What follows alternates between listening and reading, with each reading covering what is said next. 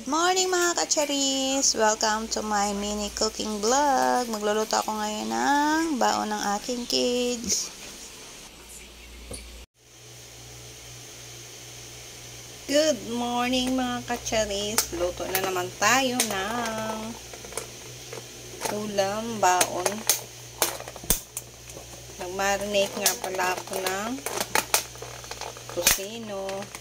Pork tosino naman to mga kacharis. Yan, nag-marinate ako ng pork tosino. Hindi ko na naipakita yung pagmamarinate ko mga kacharis. Kasi nga, ang dami kong prepare na ulam. Mainit na yung pan. Maglagay na ako ng konting mantika.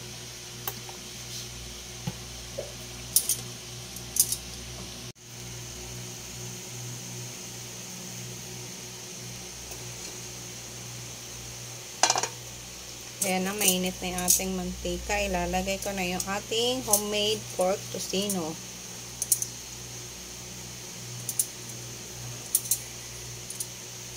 Ayan na.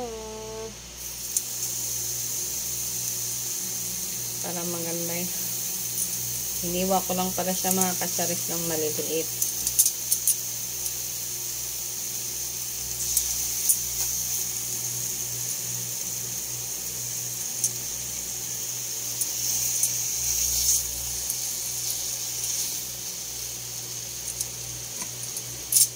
May ipit yung kamay ko.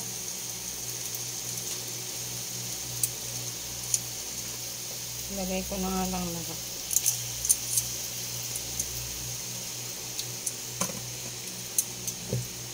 Lagay na nga lang natin lahat. Pinahirapan pa ako. Naipit kasi yung kamay ko dito.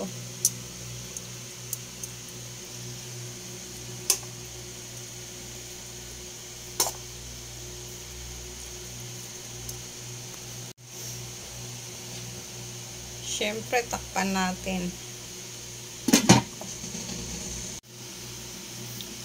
Check na natin mga kacharis. Yan na, may water na siya.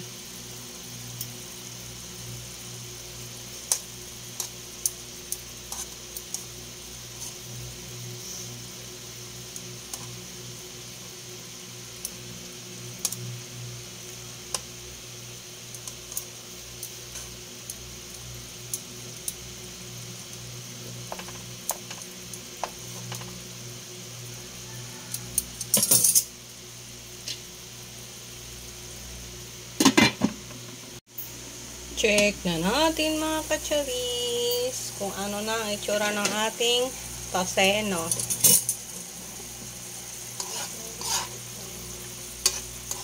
Maraming pa rin sa bawang ating tosino. Para na tong sinigang nga charis.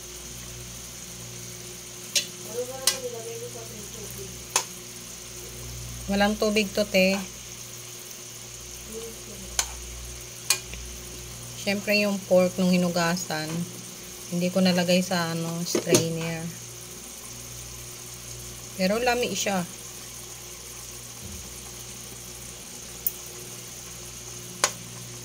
Lami siya.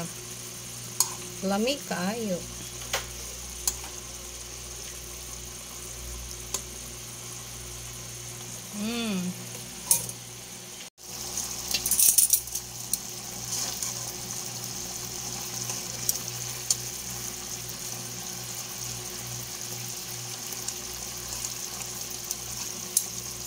Masyadong maliliit yung pagkakat ko sa pork. Next time, lalakihan ko na.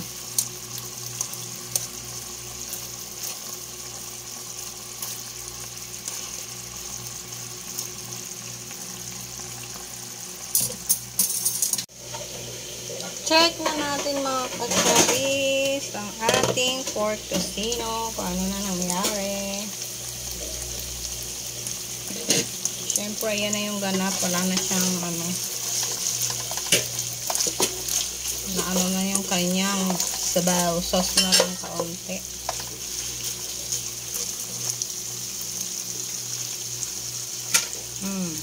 Kaplaners.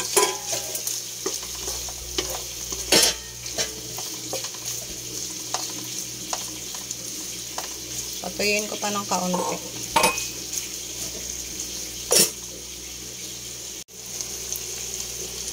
Tapos ang ating cup later. Ayan, si Ate Bakekong.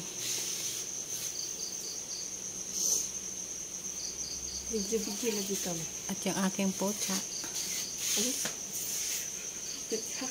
Ay, aking pucha. Luto na guys yung pork tocino. Nagsahag naman ako ng kanin. Yung pork tocino naging kanin. Yung pork tocino ay naging kanin. Oh, di ba magic? Charis.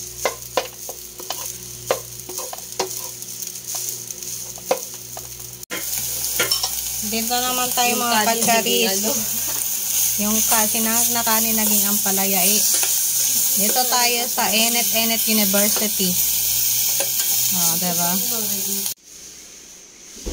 Ayan na mga kacharis, yung ating pork tocino.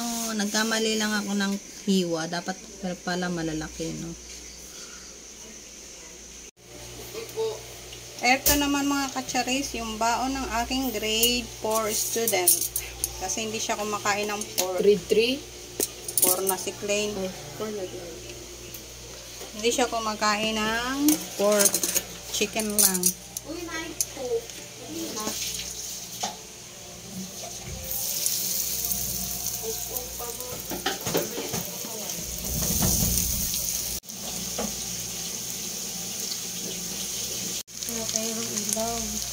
Nabaliktad ko na siya mga kacharis.